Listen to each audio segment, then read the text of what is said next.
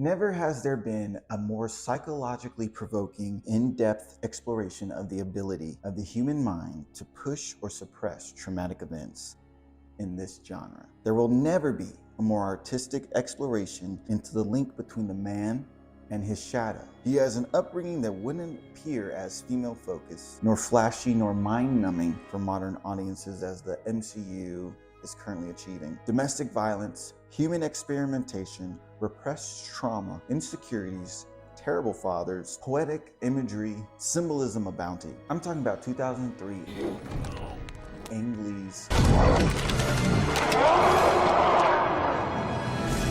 Hulk.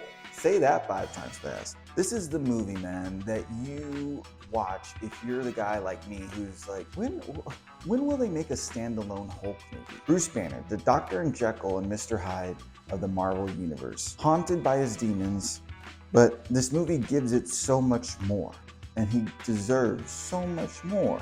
A little more than 40 years ago, Marvel Comics introduced the world to a character whose superhuman strength was fueled by nothing more than a very basic, very human condition: anger.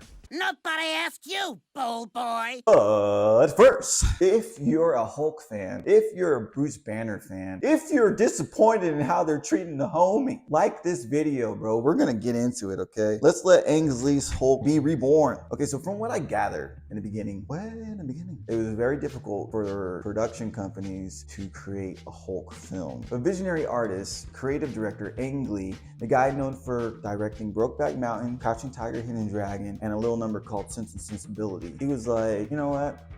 He told the industry, hold my beer. Ang took us into the psyche of the Doctor.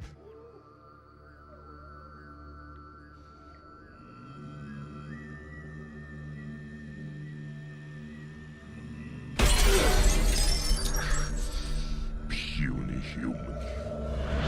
And the idea of Bruce having this lame trauma that personifies and then unleashes as the Hulk. Universal Studios again, baby. Another one for the win. Last time it was Serenity, now it's this little bad number. The amount of details and practical, that is something that is completely lacking now in the movie industry, because everything is done on a lot. Everything is done behind green screen. The absolute joy of watching this beast just wreck stuff, man. The smashing, the pounding, and you're in your seat just like clenched.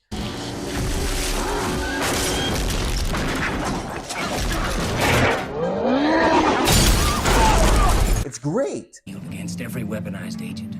Instead, I can make super immune systems by strengthening the human cellular response. Banner, I know where you're going. No human subjects. We begin this film before Bruce ever entered the picture. His dad, David Banner, was a mad scientist, or a genius, if anything. He was on the search for a serum to repair the body from injuries, creating or trying to create from what it looks like the beginnings of a super soldier serum. General Ross tells him no human experiments. So what does the dude do? He experiments on himself. I'm gonna have a baby. We get that link. We find out how the gamma poisoning was passed on to Bruce from his father.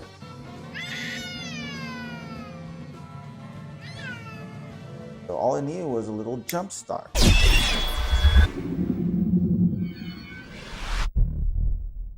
There's a lot of symbolism throughout this film. Son and father, the tyrannical father played by Nick Nolte. And then there's Sam Elliott's father. And it's like, but you can't be mad at Sam Elliott. Look at that. Look at that silver fox. And man, Nick Nolte. I've never seen Nick Nolte. He's great. He's so good in this movie. You should blame yourself for what you've done to your son. And what have I done to my son, Miss Ross? Nothing. I tried to improve on the limits in myself. Myself, not him. And then you have Eric Bana, who didn't come back for The Incredible Crunk, but I'm glad because it's like you got lightning in a bottle. It's just a perfect movie for him to just have on the side and not be tarnished by Marvel. Oh my God. Man.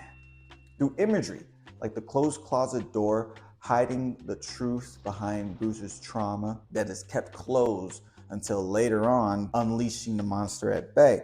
to Bruce being unable to remember his mother, but feeling her presence through his botany. You know, he remembers the fact that she was gardening. He feels that link to her through his plants. You see him tending to them, just like we saw him as a baby watching his mother. That's his peace. That's his calm. Aang is the director, man, meant to help us understand all this, to look at things closer. Man, poor baby Bruce. You feel so bad for baby Bruce. Yo, I'm sorry, but this and this. You know what? Earth does hate you. They're crap. Crap. Crap. Mega crap. I'll give you $200 for all of them. They got this one right. Because the fact that no one can write a compelling script on Earth for this guy is hatred. It's terrible what they did to the Hulk. When I'm catcalled in the street, when incompetent men explain my own area of expertise to me, I do it because if I don't, I will get called emotional or difficult, or I might just literally get murdered. So I'm an expert at controlling my anger because I do it infinitely more than you. They rather make him a giant toddler or a dry scientist who doesn't even recall any of this trauma. And he's told that he doesn't know what it feels like? My dude, what?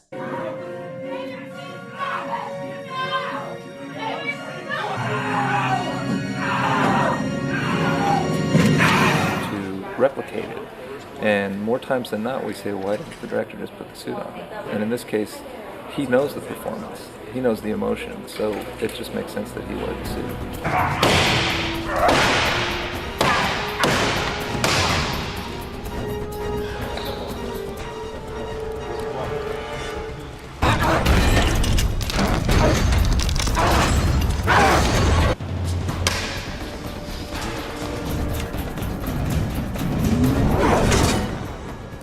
When you get a director who is in love with the material, so dedicated to his craft, to the point he literally embodies the Hulk. Like, I mean literally. That tank scene, that was him. He knew what he was doing. He knew what he was about. Industrial Light and Magic created a beautiful rendition of the Jolly Green Giant. Let's take a moment. Let's just take a moment to look at the water. When Hulk stand up.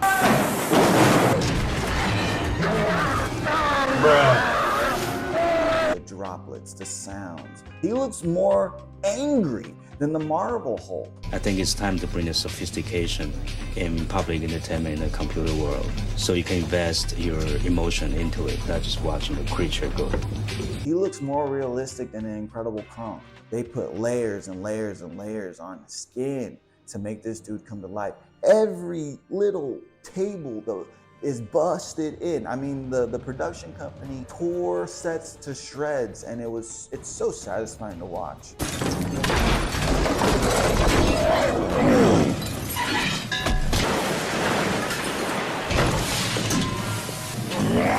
Like every tank that's beat to was beautifully rendered to perfection. Even like the dust on the sand as he's swirling it around. They made sure that they got the highlights on the sand. Does Marvel take that time? Instead of going through the amount of details and time and patience that they went through in 2003. But then again, I can't say that because I hear that they're being worked like slaves over at the industry, like the visual effects artists. I can understand why they would just do copy and paste for Hulk effects. Look like raging fire. So I like smoldering fire. The muscles flexing, okay? Like when he grows into the 12-foot Hulk and he does this, oh, bro, he is ready. The anger is displayed so palpable. You can taste it. Like no other Hulk has evoked that emotion in my seat when I watched the movie. Talbot. Yeah? You're making me angry. Oh, am I?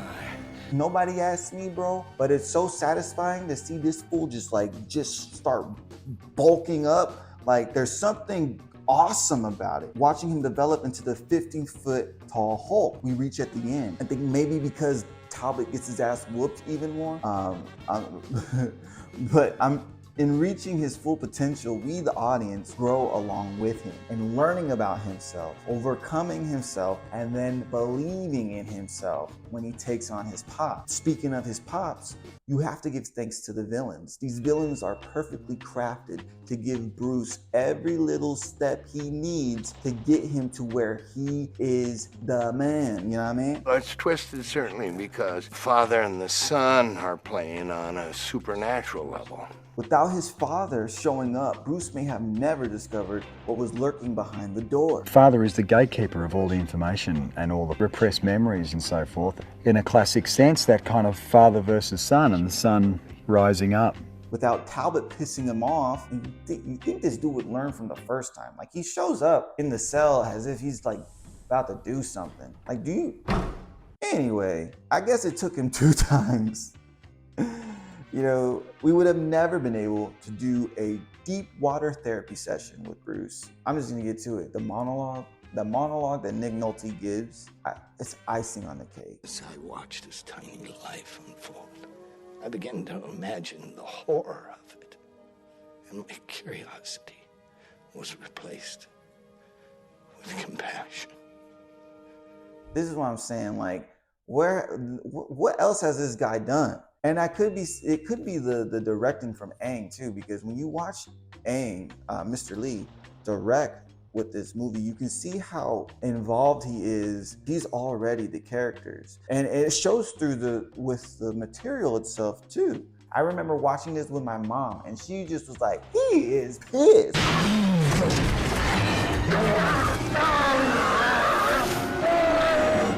I put him to sleep. It's love, yo. You can tell everyone involved with this love the material, the direction. I'm sure you tell somebody like, "Hey, I'm gonna make a Hulk movie." They'll give you like, "How you gonna do that?" But the fact that everyone was convinced by him that he can do this tells you something. When the movie is able to make you take a step back and pause, it's getting personal, it's starting to pull some strings. That's a heavy movie. For me, watching Baby Bruce made me think about my son and how I want to give him the best memories, whether it be scolding him because he's not listening to his mom, or because we're having a family movie night. Those memories live on. That's the thing. You want to evoke love for the craft, love for the family. Don't get me wrong though. Don't get me wrong. Sometimes it's good to just, sometimes it feels better to lay out a little steam. But that's what the gym is for. You already know I'm giving this a thumbs up. Ang Lee's 2003 Hulk is something of a golden goose. Now with the state Marvel is in, it branches out from the Disney saturated, dull storylines that are produced and created in this day and age, and echoes back to when filmed, even ones outlandish as a man who gets 15 foot tall and turns green, they gave a damn about bringing something to the audience. It's on Netflix, so go watch it. Then you tell me who would win, the Hulk or the Grinch? Battle of the Green Mean Munchies. Hey, if you stay to the end of this video, make sure you like, make sure you subscribe, and share, because I know for a fact there's a lot of fans of this particular Hulk movie. Christmas season is upon us. You know, I got some movies in mind. I think you'll find they'll be truly worth your time. I don't know if I wrote that to rhyme. Whoa. Okay. Now I'm just freaking myself out. Nobody asked you, bold boy.